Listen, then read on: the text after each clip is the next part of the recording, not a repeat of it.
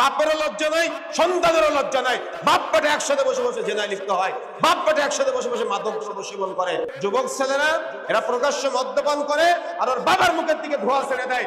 না আছে লজ্জা, না আছে শরম। জাহান্নামীদের যে খাবার দেওয়া হবে, ওই খাবারটা আজকে দুনিয়াতেই খেয়ে আপনি আপনার নিজের শরীরকে নষ্ট করে ফেলতেছেন। যে ব্যক্তি প্রকাশ্য মদ্যপান করবে তার যথাযথ সালাতে কোনো ইমানদার অংশগ্রহণ করবে না। অনেক ইমাম সাহেবও আছে, লজ্জার বিষয়, ইমাম সাহেব মসজিদে নামাজ পড়ায়, মসজিদ থেকে বের হয়ে চায়ের দোকানে বসে সিনেমা দেখে আর পানের সাথে সাথে জর্দা চিবায়। হারাম খাবারের সাথে জর্জরিত যে হারাম খাদ্যগুলা সমাজের মানুষকে এমন খাবার তারা খাচ্ছে যে খাবারটা তাদের শরীরে না মোটা তাজা করে, সে যে খাবারটা তাদের শরীরে না পুষ্টি তার মানে সমৃদ্ধ করে। অথচ সমাজের মুসলিম দামধারী মানুষ তারা কিন্তু এগুলা অহরহ সেবন করে এবং নিজেদেরকে মুসলিম, নিজেদেরকে আল্লাহওয়ালা, নিজেদেরকে নবীওয়ালা দাবি করে। গতকাল আমি যেখানে থাকি ওখানে দেখলাম একজন মুরব্বীকে অনেকে হাজী সাহেব হাজী সাহেব বলে ডাকতেছে। আমি রাস্তায় দাঁড়িয়ে আছি, দেখলাম হাজী সাহেব বলে ডাকতেছে।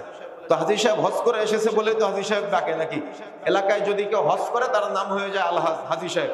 তো সেই অনুপাতে তিনিও মনে হয় আলহাজ হাজী সাহেব। তো তিনি প্রাইভেট কারের ভিতরে বসে আছে আর হাতে সিগারেট, মুখে দাঁড়িয়ে আর মাথায় টুপি, গায়ে পাঞ্জাবি।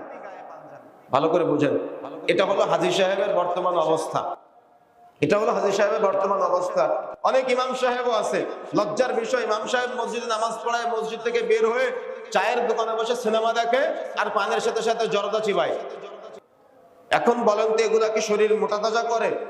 এগুলা কি শরীরে পুষ্টি সমৃদ্ধ করে, নাকি এগুলার প্যাকেটের গায়ে লেখা থাকে এটা ক্ষতিকর? প্যাকেটের গায়ে লেখা থাকে না, অথচ সমাজের মানুষ এগুলার সাথে অহরহ সম্পৃক্ত।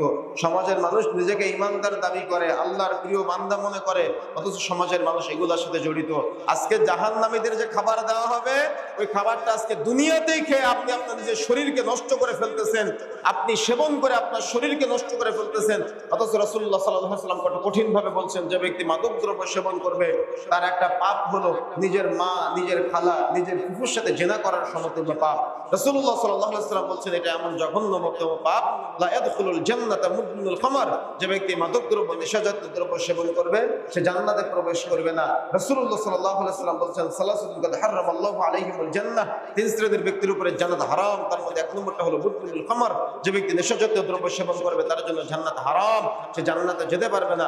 রাসূলুল্লাহ সাল্লাল্লাহু আলাইহি ওয়াসাল্লাম থেকে বর্ণনা পাওয়া যায় যে ব্যক্তি প্রকাশ্য মদ্যপান করবে তার যথাযথ সালাতে কোনো ইমানদার অংশগ্রহণ করবে না। তার মানে ইমাম সাহেবের যদি শরম থাকে, ইমাম সাহেবের যদি লজ্জা থাকে, আর মসজিদ কমিটি যদি শরম থাকে আর নিজেকে ইমানদার দাবি করে, তাহলে যারা সিগারেট খেয়ে ঘুরে বেড়ায় এতে জানাজার নামাজে এরা অংশগ্রহণ করবে।